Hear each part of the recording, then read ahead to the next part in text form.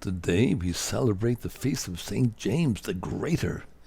He is the brother of St. John the Evangelist. The two are called by Jesus as they worked with their father in a fishing boat on the Sea of Galilee. Jesus had already called another pair of brothers from a similar occupation, Peter and Andrew. He walked along a little farther and saw James, the son of Zebedee, and his brother John. They too were in a boat mending their nets. Then he called them. So they left their father Zebedee in the boat, along with the hired men, and followed him.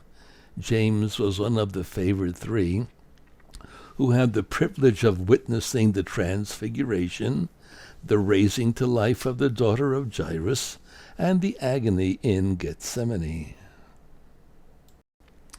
Two incidents in the Gospels describe the temperament of this man and his brother. St. Matthew tells that their mother came, Mark says it was the brothers themselves, to ask that they have the seats of honor in the kingdom. Jesus said in reply, "You do not know what you are asking. Can you drink the cup that I am going to drink?" They said to him, "We can." And Jesus then told them they would indeed drink the cup and share his baptism of pain and death, but that sitting at his right hand or left was not his to give. It is for those for whom it has been prepared by my Father.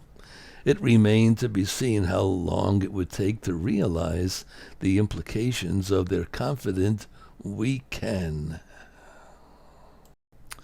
The other disciples became indignant at the ambition of James and John. Then Jesus taught them all the lesson of humble service. The purpose of authority is to serve. They are not to impose their will on others or lord it over them. This is the position of Jesus himself. He was a servant of all. The service imposed on him was the supreme sacrifice of his own life.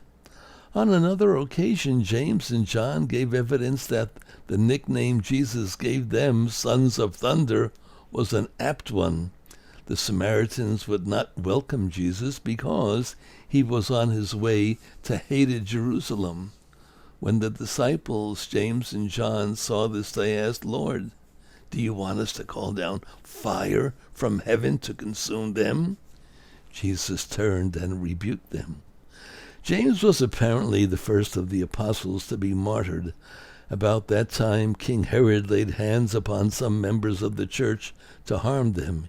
He had James, the brother of John, killed by the sword, and when he saw that this was pleasing to the Jews, he proceeded to arrest Peter also.